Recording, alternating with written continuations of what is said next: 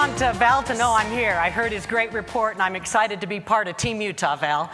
I'm also delighted to deliver an economic report to all of you today. I can think of a lot of reasons to be happy today. It's Friday, it's sunny, the Jazz got 51 wins, we're headed to the playoffs, and we have about 1,000 people here today to learn and talk about the Utah economy, and I'm really happy about that.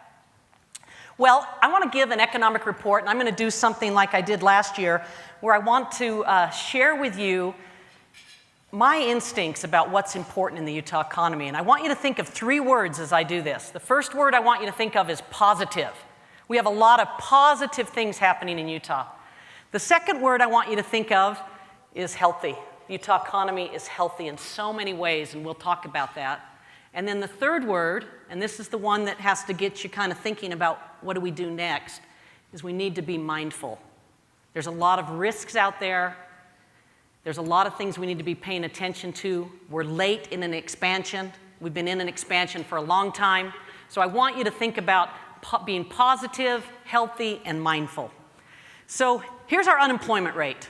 And I just got to tell you, if economic development is a journey, not a destination, this is the journey we've been on in terms of taking a very troubling economy after the Great Recession and bringing that unemployment rate down on an annual basis to a 3.5% rate, and we've just been holding there. Our state's top labor economist, Carrie Main, in the last state jobs report, said that Utah is approaching full employment, if not being already there. That is a tremendous accomplishment. Let's give our good state leaders and business leaders a hand. Full employment in Utah. I also want to mention that as you look at a graph like this, I'm not going to overdo you with graphs, but wages are rising as we have this tight labor market, maybe even labor shortage in many industries. Wages are on the rise. Here's our job creation in the state. So just take a look at that. If you go to the far end and look at the 2016 and 2017 forecast numbers, we are adding about 50,000 jobs a year to the Utah economy. And if you break that down, that's about 137 net new jobs every single day in the state.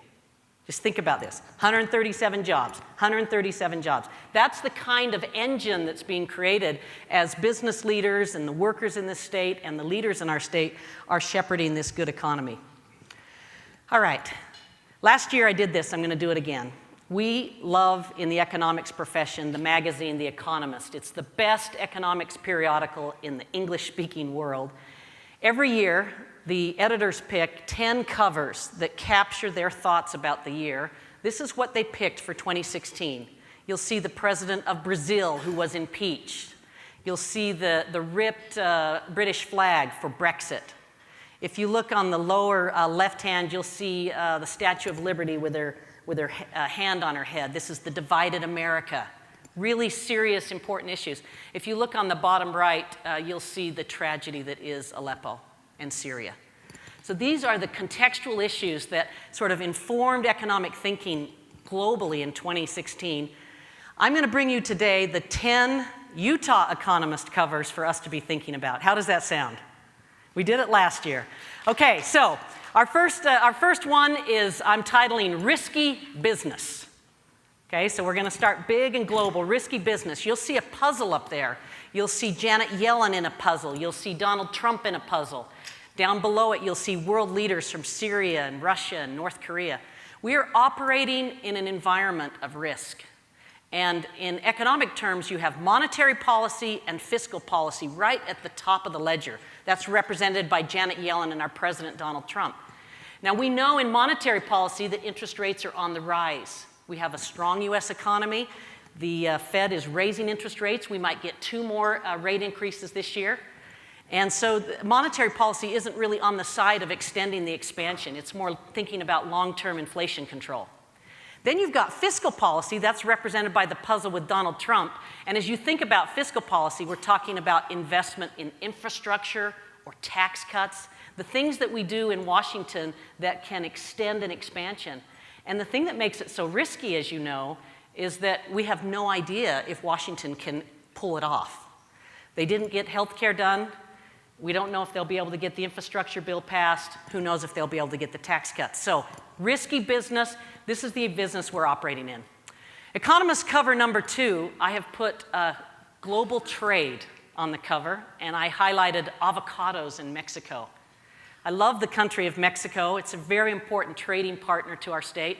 I told the staff at the Gardner Policy Institute, I said, let's do a Utah Economist cover with avocados to represent global trade, and we did it. And then one of our analysts came in my door and he said, well, we haven't imported avocados from Mexico since 2014. Who knew? That's the kind of trivia or data that we deal with at the Gardner Policy Institute. But we did export last year $11 million in chocolate, $8 million in prawns, $6 million in strawberries from Mexico. Who knew? This is the kind of global interaction we have. And the reason I put it on the cover is that Mexico is our 4th largest trading partner to Utah. You can see the other countries there. We export about $741 million in products to the country of Mexico. And these types of products, we're talking about transportation equipment, airbags, chemicals, agricultural products. And these things leave our economy and bring money here that pay for jobs, high-wage jobs, and fuel our economy. And so the reason I gave you the word mindful is I want you to think about, as we put globalization on trial and we think about trade relationships, how that creates risk for our economy. Okay, here's Economist cover number 3. Let you look at that for a minute. 7-year itch. Then we've got a stack of dollars stacked up. This is in reference to the fact that we are now in our 8th year of economic expansion.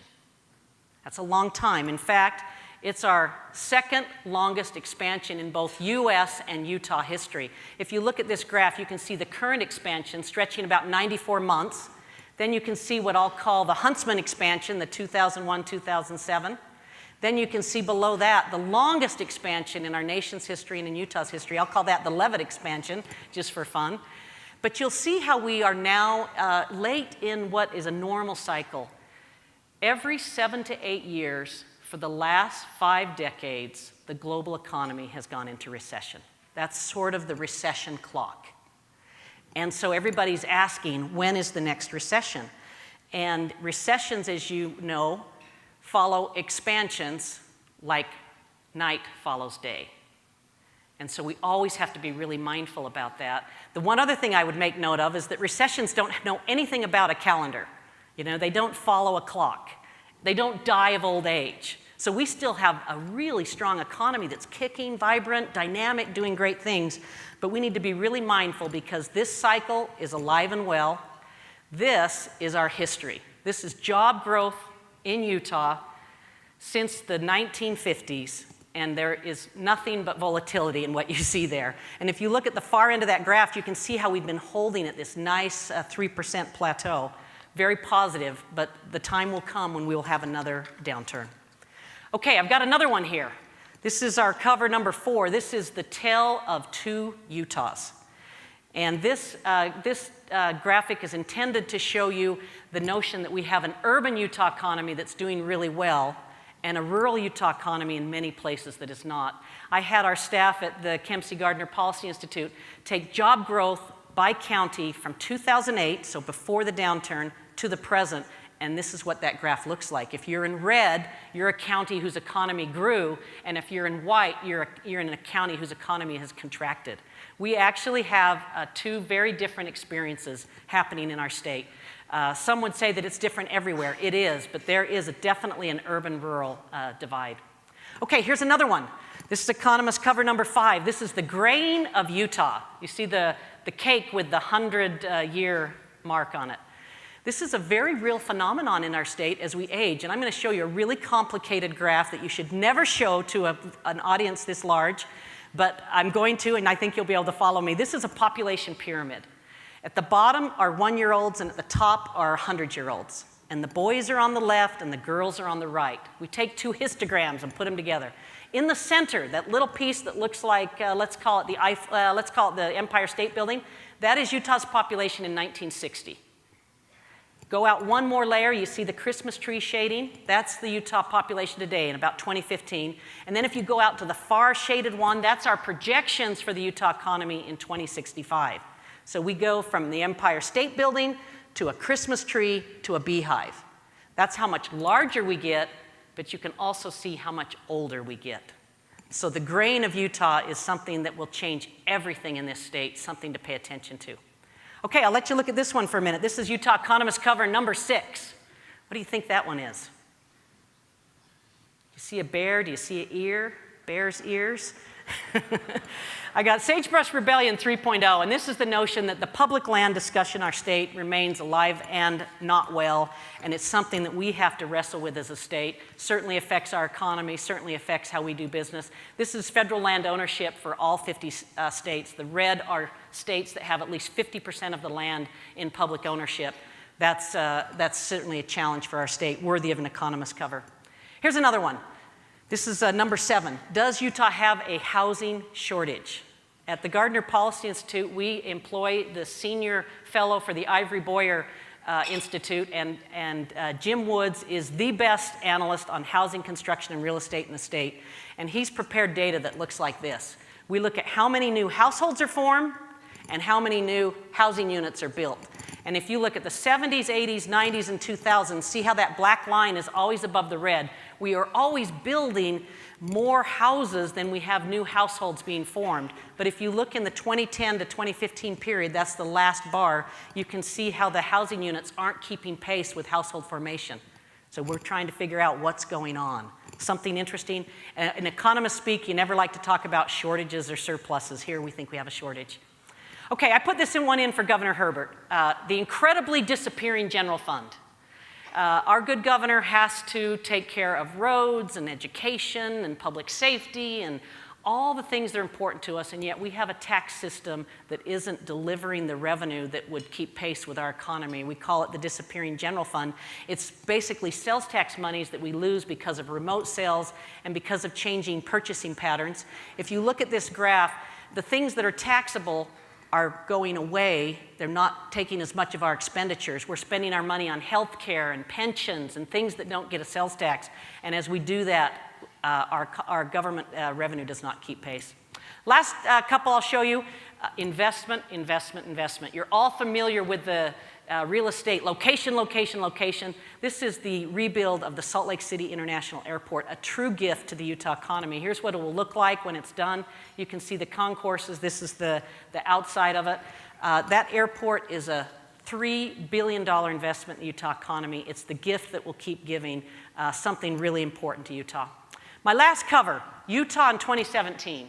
I put not only current leaders, but a lot of up-and-comers, people who are interested in public office, people that would be great to serve in public office. And I put a big yellow sun there because the future is bright, I believe, in Utah because of our leadership.